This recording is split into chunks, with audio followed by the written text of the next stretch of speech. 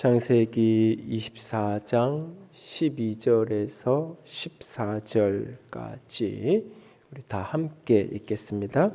그가 이르되 우리 주인 아브라함의 하나님이 여호와의 원하건대 오늘 나에게 순조롭게 만나게 하사 내 주인 아브라함에게 은혜를 베푸시옵소서. 성중 사람의 딸들이 물 기르러 나오겠사오니 내가 우물 곁에 서 있다가 한 소녀에게 이르기를 청하건대 너는 물동이를 기울여 나로 마시게 하라 하리니 그의 대답이 마시라 내가 당신의 낙타에게도 마시게 하리라 하면 그는 주께서 주의 종 이삭을 위하여 정하신 자라. 이로 말미암아 주께서 내 주인에게 은혜를 베푸심을 내가 알겠나이다. 아멘. 기도합니다. 영광의 하나님, 사랑의 하나님, 이 시간 살아계신 주의 음성을 듣기 원합니다. 주께서 말씀하여 주시옵소서. 생명의 영광으로 가득하게 하여 주시옵소서.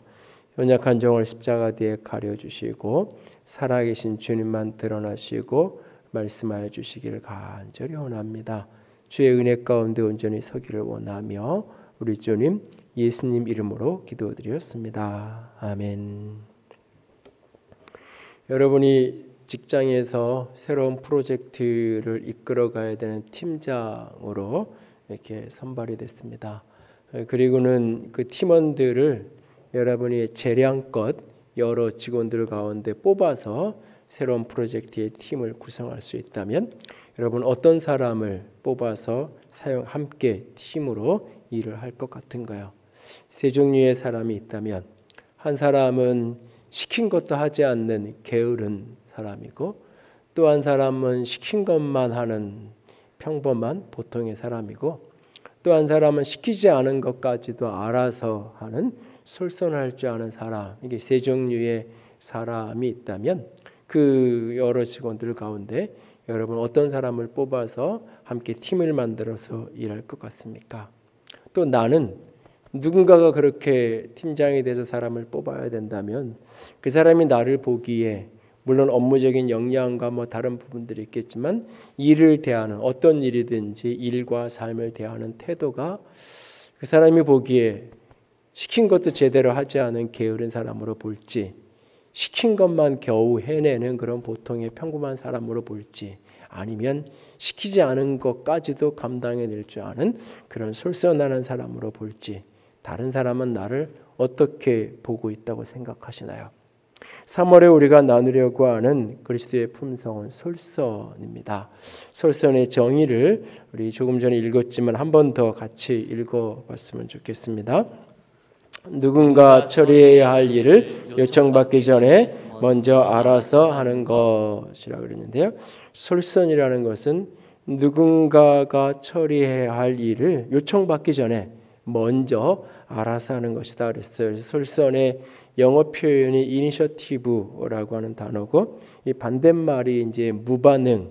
무반응이라고 번역한 이 단어는 둔감한, 나태한, 게으른, 빈둥거리는 이렇게 한자로 이야기하면 복지부동 이런 의미를 담은 표현입니다. 솔선의 반대 개념이.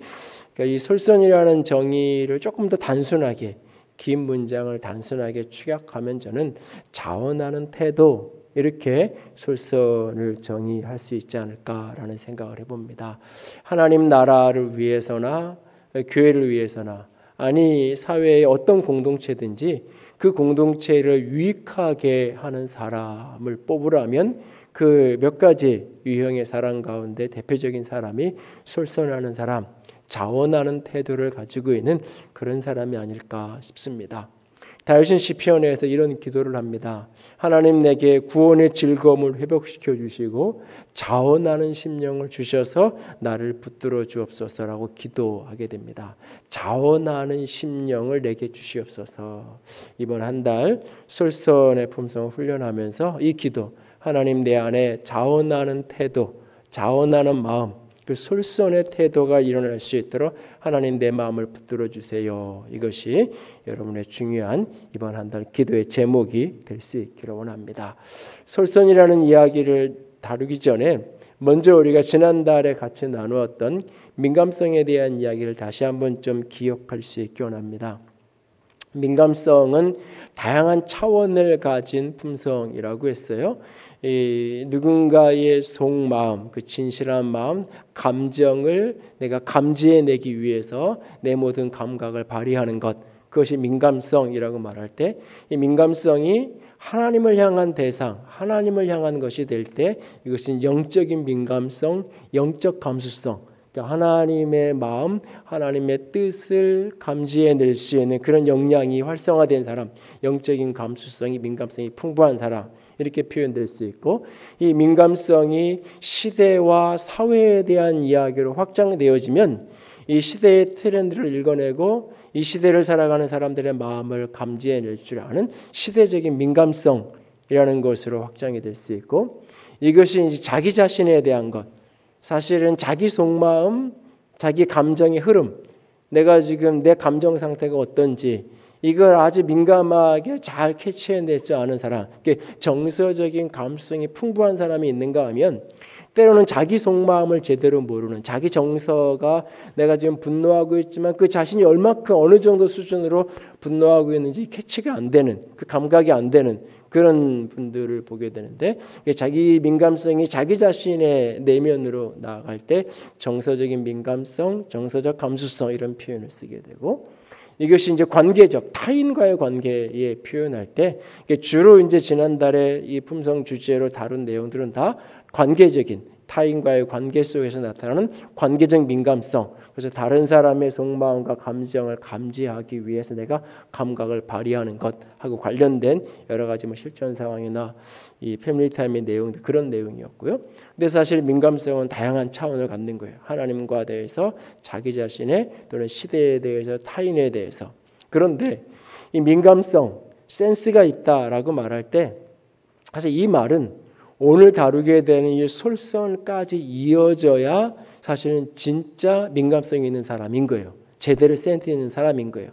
그러니까 이 솔선이라는 건 뭐냐, 결국은 내가 하나님의 마음과 뜻을 민감하게 감지했어요. 근데 거기에서 끝난다면 하나님의 뜻을 아는 것이 아무런 유익이 없는 거예요. 아무런 의미가 없는 거예요. 그러니까 알았으면 그 다음에 거기에 응답을 해야 되는 거죠. 반응을 해야 되는 거죠. 다른 사람이, 나랑 같이 일하는 사람이 내가 하는 어떤 행동을 굉장히 싫어한다는 걸 내가 알았어요. 내가 이런 식으로 표현하고 말하는 걸 굉장히 힘들어하고 그것 때문에 마음 아파한다는 걸 내가 감지를 했어요. 그랬으면 내가 그것에 대해서 반응을 해서 내 행동을 고치고 그 사람 힘들지 않게 나를 바꿔가야 되는 거잖아요. 그렇게 반응하지 않는다면, 내가 저 사람이 힘들어하는 걸 알았어. 근데 그러든지 말든지 나는 내 행동을 그대로 한다면 그 사람을 우리가 민감성이 있다고 말하지 않아요. 그러니까 민감성이 온전한 열매를 맺으려면 솔선과 같이 맞물려 있는 거예요. 동전의 양면처럼 하나님의 마음을 알았으면 그 다음에 거기에 내가 반응을 하는 거죠. 그것에 대한 응답을 하는 거죠. 이것이 솔선. 이 두 가지가 같이 동전의 앞뒷면처럼 맞물려 있는 거예요. 그래서 누군가를 우리가 저 사람 참 센스 있어 라고 말할 때는 민감하게 그것을 캐치해내고 감각할 뿐만 아니라 거기에 적절한 응답을, 적절한 반응을 해낼 줄 아는 사람, 그 사람을 가리켜서 우리가 센스 있다라고 하는 표현을 씁니다. 그래서 지난달에 다루었던 민감성의 개념하고 오늘 나누게 되는 이 솔선이 같이 맞물려서 두 개가 짝을 이룰 때 제대로 능력을 발휘하는 거예요. 또 반대로 솔선할 줄은 아는데 민감성이 없어. 저 사람이 커피를 좋아하는지 허브티를 좋아하는지를 내가 잘 몰라. 그리고 내가 솔선으로 먼저 내가 커피를 이만큼 준비해가지고 내가 직접 내려가지고 갈아서 열심히 해서 내놨어. 받는 사람은 너무너무 곤란하죠. 나는 커피 안 마시는데. 그러니까 솔선이, 민감성이 전제되지 않으면 솔선이 오히려 상황을 힘들게 만들고 상대방을 더 곤란하게 만드는 일이 될 수도 있는 거예요. 그러니까 민감성과 솔선은 하나로 맞물려 있는 짝이다라고 하는 개념. 그래서 지난달의 내용 같이 연결시켜서 오늘 말씀을 기억하시면 좋겠고요. 오늘은 솔선의 인물 리브가에 대한 이야기를 좀 하려고 합니다. 오늘 이 창세기 24장은 이 창세기 22장과 연결되어진 스토리입니다. 창세기 22장에서 아브라함이 아들 이삭을 모리아 산장에서 믿음으로 하나님께 드리게 돼요. 그리고 나서 하나님께서 그에게 믿음의 응답을 하시고, 그리고는 아브라함이 그 모리아 산을 가리켜서 이곳이 여호와 이레의 땅이다라고 말해요. 여호와 이레, 하나님이 예비하신다, 하나님이 준비하신다라는 의미의 고백을 하게 됩니다. 그래서 하나님은 여호와 이레 하나님을 내가 믿고 나아가면 항상 내 인생 길을 예비하고 열어가시는 그 하나님을 창세기 22장에서 고백을 해요. 그리고는 시간이 십수년 수십 년이 흘러 20여 년이 흘러가면서 이제 아내가 죽고, 아내가 이제 사라가 죽는 장면이, 그리고 매장하는 이야기가 23장, 그리고 24장에 아들 이삭의 결혼과 관련된 이야기가 오늘 본문의 이야기예요. 그러니까 아브라함에게서 이삭에게로 스토리가 전환되면서 이삭의 결혼에 대한 이야기를 지루하리만큼 길게 창세기 24장이 같은 이야기를 반복하면서 다시 설명해 내고 있어요. 이건 어떤 의미냐면, 아브라함이 여호와 이레의 하나님을 믿음으로 고백했어요. 창세기 22장에서 아브라함의 믿음의 절정에 이르러서, 그래서 하나님이 그 믿음의 고백을 보고는 내가 나를 경외하는 줄 이제야 알았다라고 하는 놀라운 감격을 하나님이 아브라함에게 전하시죠. 그런데 그렇게 하나님을 향한 그 믿음이 일상의 삶에서 아들을 결혼시켜야 되는 구체적인 삶의 문제에서 어떻게 적용되는지를 24장이 보여주고 있는 거예요. 많은 그리스도인들이 하나님 앞에서는, 예배당에서는 참 믿음 좋은 사람이고 믿음의 고백을 하고 교회 안에서는 믿음의 헌신도 하고 막 그래요. 그런데 일상의 문제로 가면, 자식을 결혼시켜야 되는 문제, 이런 문제 앞에서는 전혀 믿음이 없는 지극히 세속적이고 세상적인 판단과 결정을 해가는 경우를 종종 만나게 되죠. 그러니까 아브라함의 믿음이, 아브라함에 대한 스토리가 창세기 22장에서 다 끝나지 않고, 왜 24장까지 이 별로 중요한 이야기가 아닌 것 같은데 왜 아내의 죽음의 이야기, 아들의 결혼 이야기를 이렇게 부록처럼 아브라함의 이야기의 결론 부분에 언급하고 있을까? 하나님을 향한 여호와 이레 하나님에 대한 믿음이 아내에게 임종과 아내의 장례를 치르는 그 과정 속에서도 고백이 드러나고, 그리고 아들을 결혼시키는 문제 속에서도 이 믿음이 구체적으로 드러나는 거예요. 부부관계, 아내의 죽음과 임종, 그리고 자식의 결혼 문제 앞에 믿음이 드러나요. 그래서 오늘은 24장을 다루니까 24장 자식의 결혼의 문제를 앞에 놓고, 아마 아브라함의 이 배경을 보면, 앞부분을 보면 아마 건강이 굉장히 안 좋은 상태였던 것 같아요. 자기 집에 있는 나이 많은 늙은 종을 불러서 이 아들의 결혼을 위해서, 아들의 배우자를 예비하기 위해서 보내요. 조건을 이야기하는데 조건은 딱 하나예요. 내 고향, 그 친족들 가운데 그 중에서 이 며느리를, 이 아들의 배우자를 선택해야 된다고. 이 이방 땅에 있는 사람이 아니라 내 고향 땅에 있는 사람. 그러면서 중요한 이야기를 뭐라고 얘기하냐면, 하나님이 앞서가서 하나님이 당신의 사자를 먼저 보내서 예비하실 것이다. 그러니까 유일한 조건은 내 친족이어야 된다. 이걸 오늘날 이야기로 바꾸면 유일한 조건은 예수 믿는 사람이어야 된다. 뭐 이렇게 이 정도 얘기를 하는 거예요. 그 조건 하나밖에 제시하지 않아요. 그리고 믿음으로 내가 가면 하나님이 너보다 먼저 가서 친히 그 사람을 예비해 주실 거다라고 그 종에게 이야기를 해요. 그랬더니 종이 뭐 받아들이고 하긴 하겠는데, 근데 혹 상황이 여의치 않아서 당신의 아들을 데리고 가야 되는, 그 메소포타미아까지 뭐 사람도 안 보고 어떻게 내가 결혼하냐고 얘기하든지 이런 상황이 되면 어떻게 하냐고, 데리고 가야 되는 상황이 되면 당신의 아들 이삭을 데리고 가도 되겠습니까? 물어요. 근데 안 된다 그래요. 그건 안 되고, 당신이 가면, 네가 가서 하면 하나님이 내 길을 인도하실 것이다 라고 말하게 되고, 그걸 믿음으로 받아들이고 이 늙은 종이 길을 떠나는 거죠. 낙타 10필과 같이 갔다는데, 낙타를 타고 갔다는 것은 굉장히 먼 여행을 떠난 거예요. 나귀를 타고 낙타, 이게 이 공간의 거리 개념이 어떤 교통수단을 사용했는지, 요즘 말로 얘기하면 비행기 타고 갔어. 뭐 이런 식의 표현이 낙타 타고 갔어. 사막의 배라고 부르죠. 낙타는 낙타 10피를 타고 뭐 여러 가지 이제 신부를 데리고 와야 되니까 결혼 지참금이나 여러 가지 이제 보물들 뭐 이런 걸 같이 이 늙은 종과 수행하는 몇몇 종들과 함께 낙타를 타고 그렇게 긴 여행을 가는 거죠. 그렇게 가다가 결국은 아브라함의 동생 나홀의 성에 이제 도착을 하게 돼요. 거의 그 무렵에 이 종이 하나님께 기도를 해요. 그 결혼의 문제를 놓고 그 기도를 하는 그 내용이 우리가 함께 읽었던 24장 12절에서 14절의 본문 내용이 바로 그 부분이에요. 이 아브라함의 종이 여기서 기도하는데 크게 종의 내용, 기도의 내용은 두 가지예요. 그러니까 주인의 아들의 신부를 배우자를 찾는 일에 있어서 조건이 두 가지인 거예요. 어떻게 보면 첫 번째는 하나님이 만남의 축복을 달라고, 하나님이 이 모든 일을 순적하게 만날 수 있도록 하나님께서 은혜를 달라고, 하나님이 내 주인 아브라함에게 하나님의 은혜를 주셔서 이 모든 만남이 잘 이루어질 수 있게 해달라고 기도하죠.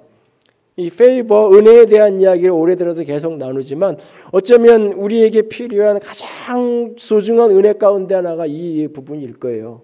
사실은 인생을 살면서 부모를 내가 선택할 수 없어요. 자식도 내가 선택할 수 없어요. 사실은 내가 선택할 수 있는, 어쩌면 선택권이 있는 유일한 게 배우자를 선택하는 거예요. 그런데 이 선택권이 있다는 게 한없는 축복이 되기도 하지만 사실은 한없는 숙제이기도 하고, 한없는 사실은 화를 불러오기도 하고 은혜를 불러오기도 하고, 참 이게 쉽지 않은 거예요. 유일하게 내가 선택할 수 있는 부분이지만 이 부분에 특별한 하나님의 은혜가 필요한 거죠. 오늘 이 종이 길을 떠나면서 기도하는 거예요. 하나님, 내 주인에게 은혜를 베풀어 달라고, 하나님께서 예비하신 그 여자를 만날 수 있도록 은혜를 베풀어 달라고 하나님에 대한 은혜를 구하는 기도라는 거예요. 그리고 또 한편으로는 그럼 그 하나님의 은혜가 임한 그 사람을 어떻게 분별할 거냐, 어떻게 그 여인을 찾아낼 거냐. 이 사람은 이런 이야기를 하죠. 내가 가서 사람을 이렇게 우물 곁에 서 있다가 여러 처녀들 여자들이 오는 걸 보고 내가 물을 달라고 이야기를 하면, 물을 달라고 하면 그 사람, 나는 물 달라고, 나에게 물 달라고 얘기했는데, 물 한 잔 달라고 얘기했는데, 만약에 그 여자가 나에게 물을 주는 것뿐만 아니라 이 낙타들까지도 물을 다 먹이는 그런 여자라면, 그런 여자를 만날 수 있다면 내가 이 사람을 하나님께서 예비하신, 인도하신 그 사람인 줄 내가 받아들이겠습니다 라고 이 사람이 기도를 하는 거예요. 그러니까 이건 그냥 단순하게 뭐 이런 경우의 수를 이렇게 제한하면서 뭐가 되면, 비가 오면 하나님 뜻이고 안 오면 하나님 뜻 아니고 뭐 이런 식의 단순한 경우의 수를 가지고 하나님의 뜻을 분별하겠다는 이야기를 하는 게 아니에요.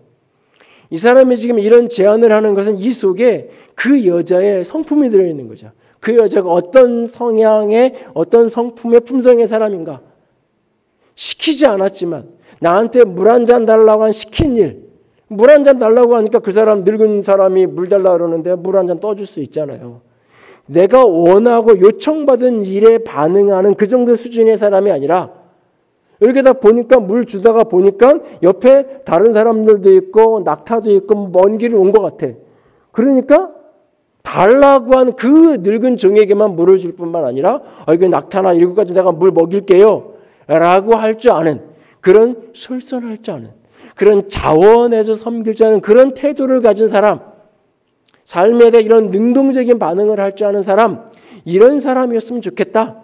어쩌면 이 사람이 아브라함의 아들 이삭을 누구보다 잘 알고 있는 사람일 거예요.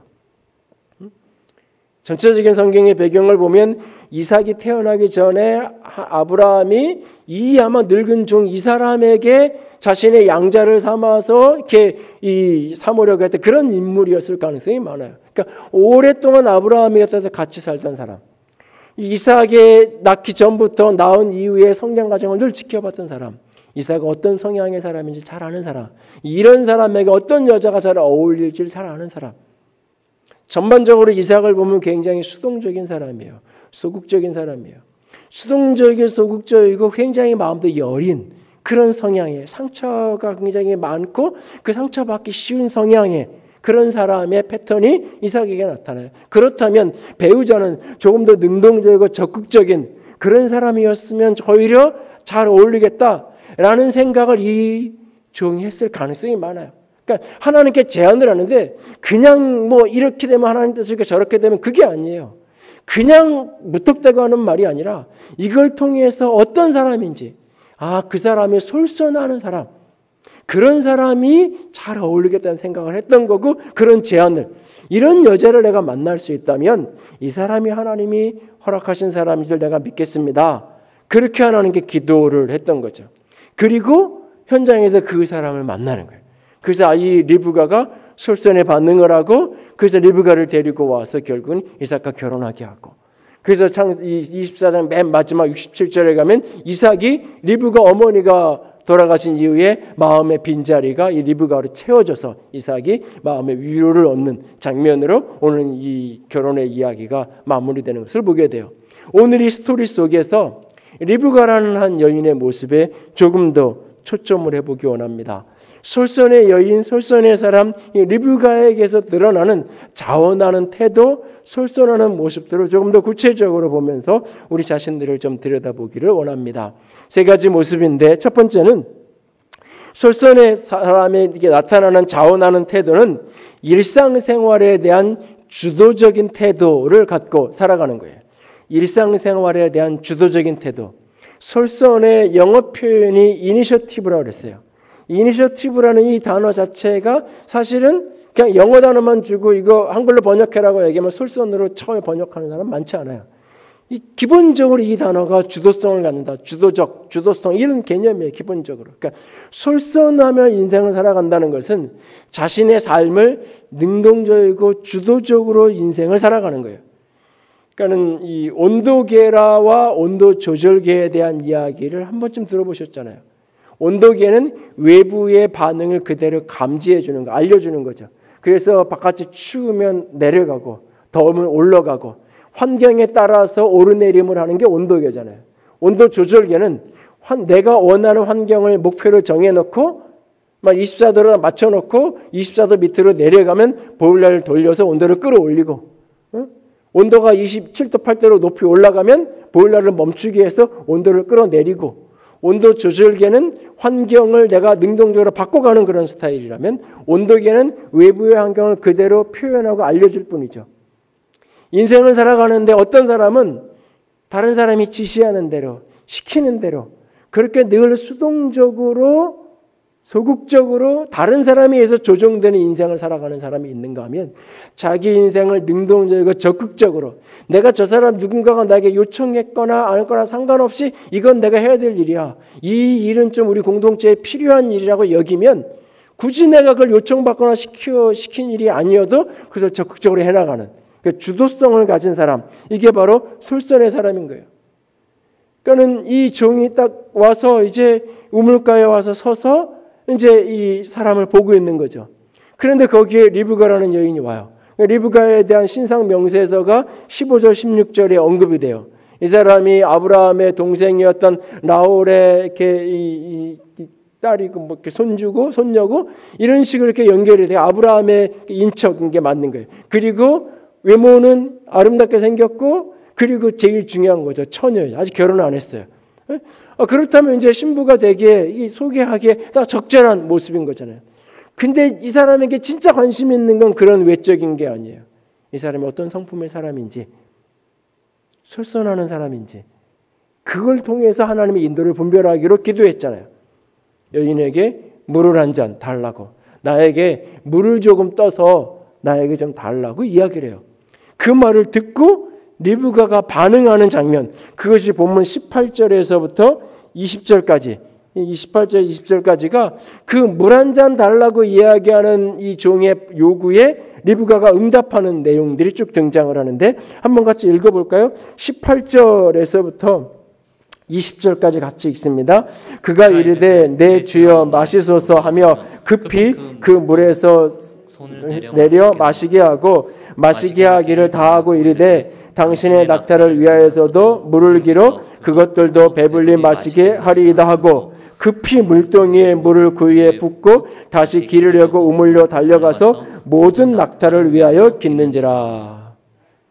나에게 물 조금 달라고 얘기했어요. 그래서 물 줬어요.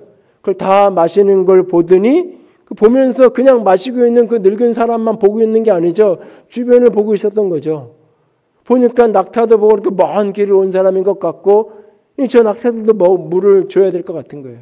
그러니까 내가 이 낙타들도 물 먹이겠다고 허락받지도 않아요. 낙타들 물 먹이겠다고 그리고는 급하게 우물로 달려가서 물을 길어다가 이미 갖고 있는 물동이에 있는 거 다 쏟아 부어놓고 가서 또 길러 오는 거예요.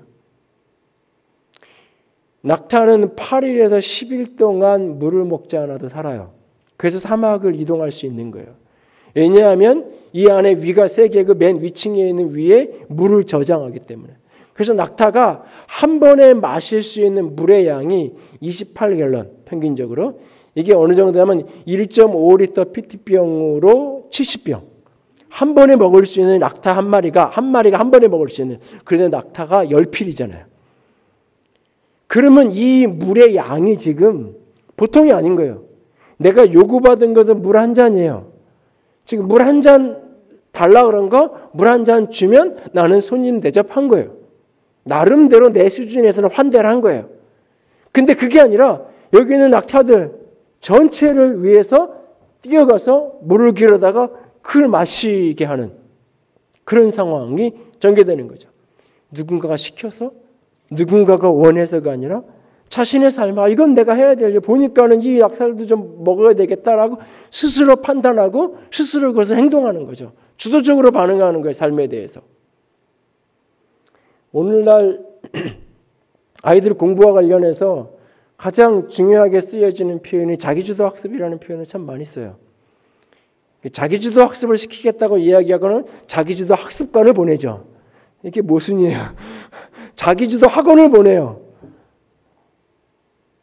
자기주도가 뭔지를 모르는 거예요. 자기주도라는 말이 유행이 되니까 그냥 그 트렌드 따라서 부모가 거기로 보내는 거예요. 부모가 자기주도가 안 되는데 자기 인생에 대한 자기주도가 안 되는데 공부에 자기주도가 될까요? 이건 넌센스예요. 삶의 다른 일상생활에서 자기주도가 되는 사람에게 공부도 자기주도가 되는 거예요. 근데 다른 일상생활에서 자기주도가 되어지는 삶을 부모가 보여주고 그런 삶을 어렸을 때부터 일상적으로 훈련시키지는 않아놓고 어느 날 공부해야 될 때가 됐으니까 자기주도를 해야 공부가 제대로 된대. 잘할 수 있대. 너 자기주도 좀 해봐. 우리 애는 왜 자기주도가 안 되는지 모르겠어요. 부모도 안 되면서. 사실 자기도 자기 인생을 주도적으로 따라가는 게 아니라 직장 생활에도 뭐든 다 시킨 것만 하고 시킨 것도 겨우겨우 해내는 수준으로 살면서 애들한테는 자기 주도를 해서 적극적으로 이렇게 선생님이 한 문제씩 내줬으면 2문제를 하고 이렇게 해야지 그런 말도 안 되는 기대를 하잖아요. 사실은. 응? 말도 안 되는 기대니까 아이들도 말을 안 듣는 거예요. 그게. 애들 보고 엄마도 애들 보기 엄마도 자기 주도가 안 되는데 엄마도 보면 아빠도 그게 안 되는데 자기 삶을 누군가가 시켜서 요청받고 억지로 겨우겨우. 저는 자리가 사람을 만든다는 말을 50% 정도는 인정하고 50% 정도는 인정하지 않아요. 자리가 사람을 만들 경우가 분명히 있어요. 그러나 제가 보기엔 더 많은 경우 그 사람의 역량과 모습이 결국 자리를 얻게 돼요. 내가 밑에 신입사원이고 말단 직원이지만 내가 팀장처럼 생각하고 그렇게 일하는 사람은 어느 날 팀장이 돼요. 내가 일개 부서장이지만 내가 이 회사의 CEO처럼 내가 생각하고 그렇게 행동하면서 그렇게 열정적으로 일하는 사람이 어느 날 CEO가 되는 거예요. 내가 내 회사를 창업했어도 내가 알바생처럼 내가 그렇게 일하면 결국은 그 회사는 문 닫게 되고 나는 또 다른 곳에 알바를 하는 사람으로 전락할 수밖에 없는 거예요. 자신의 삶을 주도적으로 능동적으로 살아가는 사람이 결국 리더가 되는 거예요. 자기의 삶에 대한 주도성을 잃어버린 채로 다 시킨 일만 따라하는 사람은 리더가 될 수 없는 거예요. 누군가가 좋은 리더가 있어야만 그 사람은 이렇게 인생이 꼽힐 수 있는 거예요. 리더는 주도적으로 갈 수 있어야 돼요. 솔선할 수 있는. 그러니까 솔선은 자신이 뭔가 요청받아서 누가 시키고 이게 아니라 주도적으로 해나가는 거예요. 그래서 이 솔선의 품성이 내면화된 사람은 쉽게 원망하지 않아요. 쉽게 불평하지 않아요. 쉽게 책임 전가하거나 자기 책임을 회피하려고 하지 않아요. 어떤 상황이 만나든지 끊임없이 원망하고 불평하기를 좋아하는 사람은 주도가 안 되는 사람이에요. 저 사람이 안 해주니까 내가 못하는 거죠.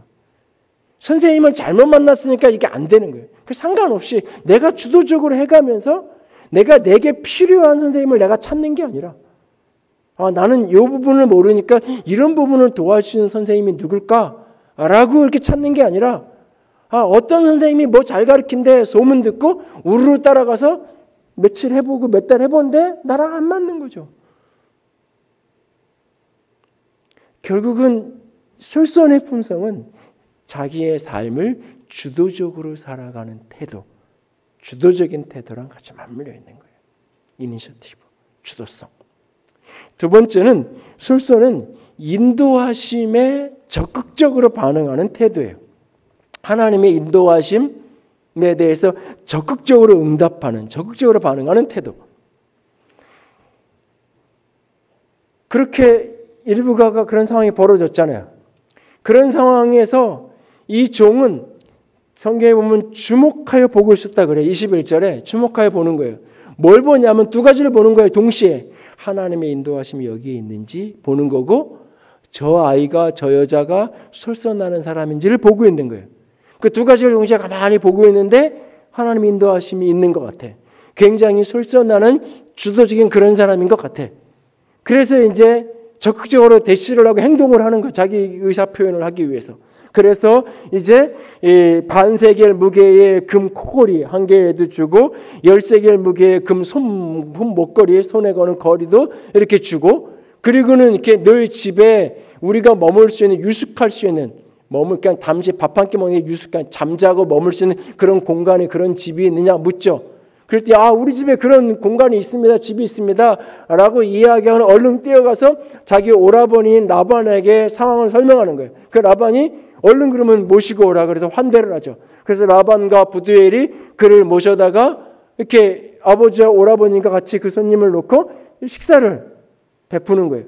그러니 마주 이제 진주성치 하나 차려서 환대를 그렇게 하는데 밥을 먹질 않는 거예요. 밥을 먹기 전에 이 늙은 종이 내가 먼저 할 말이 있다고. 그러면서 나는 사실 아브라함의 종이라고. 아브라함의 종이라고 자기 신분을 밝혀요. 그리고 왜 여기로 왔는지. 우리 주인의 아들의 아내를 배우자를 구하기 위해서 내가 여기 왔고 오면서 어떤 기도를 했는지 하나님의 은혜를 구했고 하나님의 은혜를 구체적인 삶의 모습에서 솔선하는 그런 여인을 찾기 원했던 그런 계획과 소원을 쭉 이야기를 해요. 그리고 벌어진 일, 우물가에서 그의 라반의 동생 부두엘의 딸이었던 이 리브가와 관련해서 벌어진 일들을 쭉 설명을 다 해요. 그리고는 48절에 가면 그가 이야기, 내 주인 아브라함 이 모든 일을 보면서 그가 해석하는 거예요. 하나님이 내 주인 아브라함에게 이 모든 일을 은혜를 베푸신 거다. 하나님이 이렇게 허락하시고 인도하신 게 맞다. 그래서 내가 하나님께 경배하고 찬양했다라고 이야기를 해요. 그리고는 49절이에요. 49절을 다 같이 읽습니다. 이제 당신들이 인자함과 진실함으로 내 주인을 대접하시려거든 내게 알게 해주시고 그렇지 아니하실지라도 내게 알게 해주셔서 오로든 자로든지 행하게 하소서. 모든 걸 다 설명하고 당신들이 내 주인 아브라함에게 진실함과 인자함으로 이 모든 내 분별한 것에 반응을 해서 당신 동생을 딸을 신부감으로 주든지 아니면 아니라고 얘기해지 내게 알려달라고. 그래야 내가 거기에 맞춰서 좌든지 오든지 이러든지 저러든지 내가 반응할 수 있지 않나고 선택권을 그들에게 주는 거죠. 그랬더니 이제 이 부두엘과 라반이 듣고는 반응하는 우리가 무슨 할 말이 있겠냐고. 너무나 명백한 하나님의 뜻인데 하나님께서 인도하신 게 너무나 분명한데 우리가 무슨 가타부타 무슨 말을 하겠냐고 허락한다고. 그리고는 이제 그 이야기를 아내에게 이 리브가의 엄마한테 얘기하는 거죠. 그러니까 엄마는 생각이 좀 다른 거예요. 딸을 시집 보내는데 그날 오늘 이렇게 했다고 하나님이 허락하셨다고 당장 어떻게 그러냐고. 그래도 좀 이렇게 준비할 게 있는데 허락하기는 허락하는데 열흘만 좀 시간을 달라고. 열흘만 머물러서 시집 보내야 되니까 뭐 이것저것 준비도 하고 좀 그러고 보내면 좋겠다고. 엄마 입장에서는 그런 거잖아요. 그게 지극히 상식적이고 지극히 정상적인 이야기예요. 그런데 그 이야기를 이 종이 받아들이지 않아요. 나를 만류하지 말라고. 나는 바로 가야 된다고. 예스, 노 분명하게 답하라고. 아마도 아브라함의 건강 상태가 지금 굉장히 좋지 않은 상태고 어떻게 될 상황일지 모르기 때문에 열흘이라는 기간이 이 종에게는 굉장히 긴 기간처럼 여겨졌을 수 있어요. 만류하지 말라고 얘기해요. 그 상황이 난처해진 거예요. 하나님의 뜻인 건 알겠는데 그래도 시집 보내는 좀 있었으면 좋겠는데 그러니까 제안을 다시 해요. 그러면 당사자인 리브가에게 좀 물어봅시다. 그래서 리브가가 간다 그러면 우리도 다 동의하겠습니다. 그러나 리브가가 준비도 좀 해야 되고 그런다 그러면 좀 들어주세요. 그런 식의 당사자에게 물어보자고. 그리고 리브가를 불러다가 당사자에게 묻는 거예요. 너 이 사람의 자청에 다 설명하고 나서 너 이 사람을 따라가겠느냐? 그랬더니 리브가는 아주 심플하고 단순하게 딱 한마디예요. 가타부터 아무 얘기도 없이 딱 한마디. 가겠습니다. 예스. 한마디 딱 하고 나가서 낙타에 올라타고 그냥 가는 거예요. 참 친정엄마 섭섭했을 것 같은데 뭐 그러고 이렇게 가는 장면이 벌어지는 거죠. 하나님의 뜻이 확인됐어요. 하나님이 원하는 게 뭔지 확인되고 점검됐어요. 그러면 머뭇거리지 않는 거예요. 적극적으로 반응하는 거예요. 이게 솔선이에요. 우리 팀장이 원하는 게 뭔지 내가 잘 모르겠어. 이런 걸 원하는지 말 모르겠어. 모르겠으니까 내가 이렇게 돼보고 이렇게 돼보고 이게 나은지 저게 나은지 뭐 고민도 하고 이렇게 제안을 했다가 또 아닌 것 같아 바꿔보기도 하고 그럴 수 있어요. 근데 팀장이 원하는 게 뭔지 내가 명확하게 알았어. 나에게 원하는 역할, 이 팀에서 내게 원하는 역할이 뭔지 내가 분명히 확인했어. 그러고 나서는 자고우면할 필요 없이 팀장이 원하는 게 뭔지 내가 알았으니까 내가 거기에 적극적으로 능동적으로 내가 반응하는 거예요. 적극적으로. 그렇게 응답하는 거예요. 내가 분별하게 민감성을 가지고 이게 좋은지 저게 좋은지 모를 때는 고민하고 씨름하는데 분별이 되고 나서는 적극적으로 행동하는 거죠. 이게 솔선이에요. 근데 많은 사람들이 민감성 있게 알았어. 이런 건지 깨달았어. 그리고도 미적미적거리는 거. 이것도 문제고 저것도 문제고 그러다가 뭐가 잘못되면 어떡하고 생각이 많은 거예요. 하나님의 뜻인지 알았어. 하나님이 내게 원하는 게 이거다. 분별이 됐어. 감지가 됐어. 그러면 능동적이고 적극적으로 응답하는 거예요. 이게 솔선의 사람인 거예요. 하나님이 인도하심을 확인하기까지는 고민하지만 확인되면 적극적으로 반응하는. 그런데 이 하나님의 인도하심이 오늘날 우리에게 많은 경우 마음의 소원으로 찾아와요. 마음의 소원으로. 그러니까 하나님이 그 마음의 소원을 두고 행하신다라고 빌립보서에서 말씀하시잖아요. 그러니까 하나님의 인도하심을 우리에게 보여주는데 많은 경우 내 마음에 이걸 했으면 좋겠다라는 그런 소원으로 품게 하시는 경우가 참 많아요. 그리고 이 소원을 민감하게 소원이 생겼을 때 진짜 하나님의 뜻인가 원하는 것인가 분별을 해야죠. 민감성 있게. 분별이 되면 그것에 응답하고 반응해 가야 되는 거예요. 그게 솔선의 사람이에요. 어제 오후에 카톡 메시지 하나를 받았어요. 안녕하세요 목사님, 저 잠시 교회 들렸다 갑니다. 화면으로 보기보다 출력된 걸 확인하려고 출력 부탁드렸거든요. 이렇게 문자가 왔어요. 이제 어제 그 목회 세션에서 잠깐 얘기한 것처럼 그 마음 치유와 관련된 책을 이제 정리를 해서 지난 금요일 날 마지막 최종 이제 원고 교정 3번 4번 보고 마지막 저자 확인하라 그래서 확인하고 출판 이제 인쇄 넘기라고 그랬어요. 그래서 월요일 날 인쇄에 들어가기로 출판사랑 다 이렇게 끝났는데 이 편집하고 교열을 했던 이 집사님이 자기 마음에 걸리는 거예요. 마지막 최종본을 이렇게 화면으로 PDF 이미지를 이렇게 화면으로 이렇게 본 게 마음에 걸리는 거예요. 직접 그래도 출력을 해서 봐야 혹시 어느 구석에 틀린 거 확인할 수 있는데 모두가 다 끝난 거예요. 일 자기 할 일 다 끝나고 뭐 이렇게 해서 마지막 최종 청구서 보내라고 해서 청구서 저한테 보냈고 뭐 다 끝났어요. 근데 자기 마음에 걸린 거예요. 그러니까는 교회 사무실 집에는 이렇게 대형 프린터가 없으니까 우리 교회 사무실에 연락을 해서 그 좀 프린트를 해달라고 연락을 해놓고 오후에 서울목욕까지 찾아와서 그걸 받아가지고 가면서 목사님 저 이렇게 교회 들렸다가 이렇게 갑니다라고 문자를 보낸 거예요. 하지 않아도 되는 일이에요. 이미 다 끝난 일이에요. 근데 자기 마음에 이거는 한 번 더 내가 출력본을 보는 게 맞겠다 싶으니까 토요일 날 찾아와서 가지고 아마 오늘 예배드리고 오후에 아마 밤 저녁 내내 아마 그걸 보고 아마 있을 거예요. 제가 처음 책도 그랬고 이번도 같은 분에게 맡겼던 이유 중에 하나가 그런 모습이 이렇게 행간에 자기에게 주어진 딱 해야 될 그 역할만 하는 게 아니라 그것들 이렇게 찾아서 해나가는 그런 삶의 태도를 제가 마음에 자꾸 느껴져서 여러분 삶을 살아가면서 뭔가 이렇게 느껴졌을 때 깨달아졌을 때 알아졌을 때 복잡한 계산 하지 말고 알아지면 적극적으로 응답하는 알아졌고 나서는 적극적으로 행동할 줄 아는 사람 이게 바로 솔선의 사람이에요. 그리고 세 번째는 결과에 대해서 위탁하는 태도 결과에 대해서 일상생활에 대해서 주도성을 가지고 주도적으로 살아가고 하나님의 인도하심에 대해서 적극적으로 응답하고 그리고 궁극적으로는 결과에 대해서는 하나님께 위탁하고 맡기는 믿음의 태도 신뢰의 태도 위탁할 줄 아는 태도 우리가 그렇게 솔선하며 사는데 솔선의 결과로 품성에서는 부와 유산을 이야기해요. 솔선하면서 열심히 그렇게 살면 재물을 부를 얻게 되고 그렇게 하면 유산 부모뿐만 아니라 누군가가 후계자로 맡기고 싶고 그랬을 때 그렇게 솔선하며 사는 사람에게 내가 떠났을 때 이 자리를 맡기고 싶은 그런 인물이 된다는 거예요. 그런 유익을 얘기해요. 그러나 우리가 현실적으로는 그렇지 못할 때도 많죠. 내가 안 시킨 거지 열심히 했더니 나한테 더 시켜. 그런 경우 있잖아요. 안 시키기까지 열심히 했더니 다른 사람들 누가 할 거야 그러고 다 가버려. 뭐 세상 일은 때로 그럴 때가 종종 있잖아요. 그래서 몇 번 솔선해서 하다가 이러다가 나만 덤탱이 쓰겠다 그래가지고 나 더 이상 하고 싶지 않아. 뭐 그런 때도 있잖아요 사실.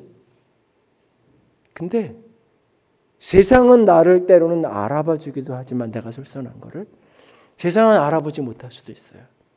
그래서 그것이 오히려 손해가 될 수도 있어요. 그런데 하나님은 보고 계시다는 거예요. 그 결과에 대한 하나님께 위탁하는 하나님께 맡기는 그래서 사람이 보는지 안 보는지 눈가림만 하는 게 아니라 하나님 앞에서 내가 살아가는 결과에 대해서 위탁할 줄 아는 리브가가 그렇게 하고 낙타를 타고 갔잖아요. 한참을 몇 날 며칠을 갔겠죠. 가서 보니까 저 멀리 누군가 한 사람이 앉아있는 게 보여요.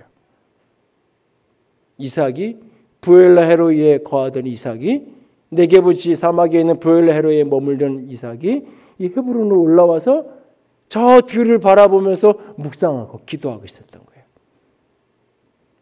거기에 앉아있는 그 사람을 보고는 이 리브가가 낙타에서 내려서 그 종에게 저 사람이 누구냐고 바로 그 우리 주인의 아들 이삭이라고 이삭을 만나서 이 여인이 어떻게 만났는지 종이 다 설명을 해줘요. 그래서 둘이 결국은 결혼을 하게 되는 거죠. 여기에 중요한 표현 하나가 등장해요. 부엘라 헤로이. 이삭이 그곳에서 머물다가 왔다라고 이야기해요. 아브라함의 스토리 전체의 가장 중요한 키워드 가운데 하나가 부엘라 헤로이. 나를 살피시는 이의 우물. 나를 살피시는 로이. 이게 이래랑 같이 연결돼 하나님이 보고 계신다라고 하는 개념하고 같이 연결되는 거예요. 하나님이 나의 모든 삶을 보고 계시고 알고 계신다라고 하는 거예요. 하나님이 보고 계신다. 하나님이 그 리브가의 그 솔선하는 모습을 보고 계셨고 그 이삭의 고통도 보고 계셨고 그들이 함께 만나서 서로에게 위로가 되는 인생을 살아갈 수 있도록 하나님이 그렇게 짝지어 주셨다는 거예요. 하나님이 보고 계셨다. 하나님. 욥기서에서 욥은 고백하잖아요. 하나님이 좌도 우도 어디에도 안 보이는데 하나님이 내 눈에는 안 보이는데 내가 아는 게 있다고. 나의 가는 길을 하나님은 안다고. 그래서 내가 하나님 앞에 믿음으로 살아갈 수 있는 거잖아요. 하나님이 나의 가는 길을 아신다고요. 솔선의 태도의 중요한 마지막 결론 하나는 결과를 하나님께 위탁하는 하나님을 끝까지 신뢰하는 태도, 이것이 솔선과 같이 연결되어 있어요. 리브가에 대한 이야기는 창세기 24장과 더불어서 27장에 중요하게 나와요. 집에 가셔서 24장과 더불어 27장을 자세히 정독을 하세요. 27장에 야곱이 아버지를 속이고 에서의 축복을 빼앗는 장면이 27장이에요. 그 사건 속에서 중요하고 주도적인 역할을 했던 사람이 누구냐면 바로 야곱과 에서의 어머니인 리브가예요. 이 리브가는 야곱이 복받았으면 좋겠어요. 그래서 주도적이고 적극적으로 야곱이 복받을 수 있도록 행동을 해요. 아버지를 속이는, 남편을 속이는 일을 아주 적극적으로 주도적으로 그가 해요. 야곱이 얘기해요. 이 복은커녕 이렇게 아버지 속였다가 걸려가지고 들통나서 내가 복은커녕 저주받을까 두렵습니다라고 얘기해요. 그랬더니 리브가가 뭐라고 얘기하냐면 아니야, 저주는 이 엄마가 다 받을 거야. 저주는 이 엄마가 다 받을 거니까 너는 엄마가 시킨 대로만 해. 넌 내가 시킨 대로, 내 말대로만 해. 얼마나 적극적이에요. 얼마나 주도적이에요. 아들의 인생, 남편 다 내가 주도적으로 움직여가는 모습이잖아요. 그런데 그 속에 하나님에 대한 신뢰가 없었어요. 내가 태중에 임신했을 때 하나님이 약속하셨던 메시지에 대한 신뢰. 남편이 누구를 축복하든지, 남편이 에서를 불러도 어떤 짓을 하든지 하나님이 큰 아이가 작은 아이를 섬길 거라고 말하는 하나님의 언약의 축복이 이 야곱에게 있다는 하나님의 약속을 믿고 하나님 기다릴 줄 모르는 거예요. 여러분 24장의 리브가나 27장의 리브가나 표면적으로 보면 둘 다 솔선의 사람인 것 같아 보여요. 둘 다 주도적이고 둘 다 적극적이에요. 그런데 24장은 솔선의 모습이지만 27장은 솔선의 모습이 아니에요. 왜? 믿음이 있느냐 없느냐, 결과를 하나님께 위탁할 줄 아느냐 그렇지 못하느냐. 결과를 하나님께 위탁할지 모르고 내가 원하는 결과가 올 때까지, 내가 원하는 결과가 이루어질 때까지 수단과 방법을 가리지 않고 주도적이고 적극적으로 그것을 바꾸어 놓으려는 행동, 솔선인 것 같아 보이지만 그것은 불신앙의 행동인 거예요. 그래서 그것이 이루어진 것 같아처럼 보였지만, 야곱이 복을 받는 것처럼 보였지만 평생 리브가는 사랑하는 야곱을 잃어버린 채로 평생 자신에게 불편함이 되었던 에서를 곁에 두고 살아야 했어요. 그렇게 사랑하는 아들을 제대로 가까이 있어 두지 못하고 살아가는 인생의 피크, 그리고 그것이 씨앗이 돼서 아들 야곱의 인생이 수없이 꼬이잖아요. 이삭만 꼬인 게, 야곱만 꼬이는 게 아니라 에서까지 인생이 참 어려운 일을 만들어내잖아요. 솔선, 주도적이고 적극적으로 해야 돼요.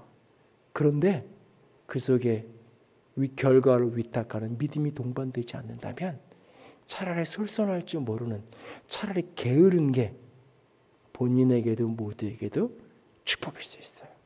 차라리 결과를 위탁할 줄 모른다면. 저와 여러분이 솔선의 사람이 되기 원합니다. 민감성 있게 무언가를 깨달았고 알았다면 그것에 반응할 줄 아는, 주도적으로 적극적으로, 그리고 결과를 하나님께 위탁할 줄 아는 믿음의 태도를 놓치지 않는 솔선의 사람, 그에게 하나님의 축복이, 하나님의 영광이 부어질 것입니다. 함께 찬양합니다. 나의 가는 길 주님 아시네. 그는 보이지 않아도 날 위해 일하시네. 주 나의 인도자 항상 함께 하시네. 사랑과 힘 베푸시며 인도하시네. 주님이 내 인생을 이끌어 가시는 믿고, 하나님 그 믿음이 너로 하여금 주도적으로 행하게 하는, 그 은혜를 구함이 너로 하여금 적극적으로 살아가게 하는 솔선의 모습으로 연결되게 하시옵소서. 소원하며 찬양합니다. 나의 가는 길, 나의 가는 길 주님 인도하시네. 그는 보이지 않아도 날 위해 일하시네. 주 나의 인도자 항상 함께 하시네. 사랑과 힘 베푸시며 인도하시네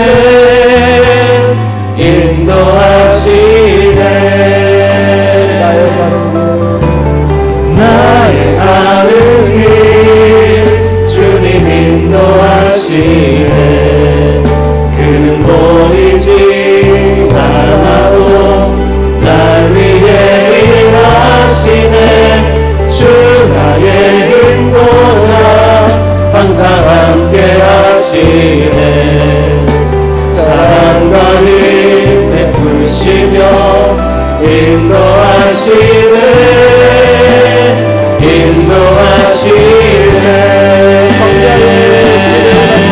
광야의 길을 만드시고 날 인도해 사막의 강 만드신 것보다 하늘과 땅 변해도 주의 말씀 영원히 내 삶 속에 새 일을 행하리 나의 가는 길 주님 인도하시네 그는 보이지 않아도 날 위해 일하시네 주 나의 인도자 항상 함께 하시네 사랑과 힘 베푸시며 인도하시네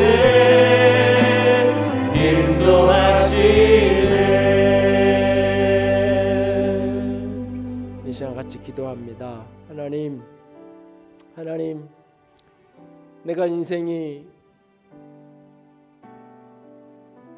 요청받아야만 하는 시켜야만 하는 수동적이고 마지못해 인생을 살아가는 원망과 불평으로 가득한 그런 사람이고 싶지 않습니다.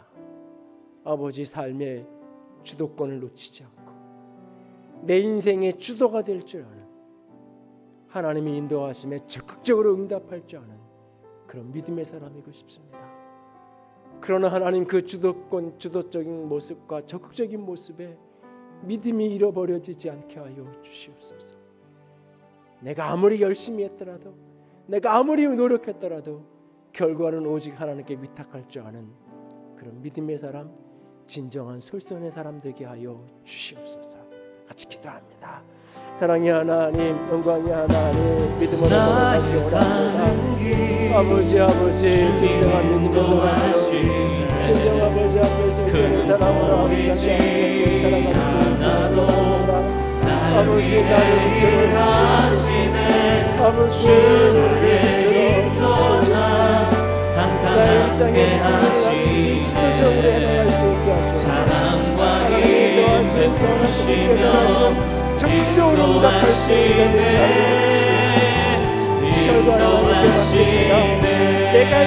내가 만드시 원하는 결과를 광야에 길을 만드시고 날 인도해 사막에 강 만드신 것보다 하늘과 땅 변해도 주의 말씀 영원히 내 삶 속에 새 일을 행하리 나의 가는 길 주님 인도하시네 그는 보이지 않아도 날 위해 일하시네 주 나의 인도자 항상 함께 하시네 사랑과 힘 베푸시며 인도하시네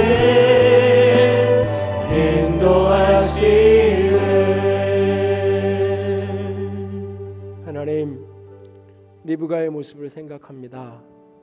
무슨 일을 하든지 어떤 일을 하든지 요청받은 것, 시킨 것 겨우겨우 감당하는 수준이 아니라 주도적으로 하나님이 인도하심 앞에 적극적으로 따를 줄 아는 아름다운 모습을 봅니다.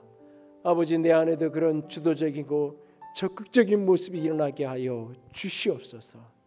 그러나 다만 아버지, 결과를 위탁할 줄 아는 믿음을 잃어버리지 않게 하여 주시옵소서. 자신의 결혼의 문제 앞에서는 주도적이고 적극적일 뿐만 아니라 위탁할 줄 알았던 그가 아들의 문제 앞에서는 아버지, 위탁할 줄은 몰랐고 위탁하지 모르는 믿음을 잃어버린 그 모습의 적극성과 주도성은 오히려 화가 되었던 아버지, 안타까운 모습을 또한 동시에 봅니다. 아버지, 내 자신을 다시 들여다봅니다. 적극적이고 주도적이 되기 원합니다. 솔선의 사람이 되기 원합니다. 믿음을 잃어버리지 않은 결과를 위탁할 줄 아는 그런 솔선의 사람 되기 원합니다. 주여, 우리를 도와주시옵소서. 내 안에 자원하는 마음을 허락하여 주시옵소서. 주님 사랑합니다. 주의 이름으로 축복합니다. 우리 주님 예수님 이름으로 기도드렸습니다. 아멘. 이제는 우리 주 예수 그리스도의 은혜와 하나님 아버지의 놀라우신 사랑하심과 성령 하나님의 교통하시며 기름 부으시는 그 은혜가 오늘도 주님 앞에 솔선의 사람으로 살아가기로 작정하는 모든 이들 위해 이제로부터 영원토록 함께 있을지어다. 아멘.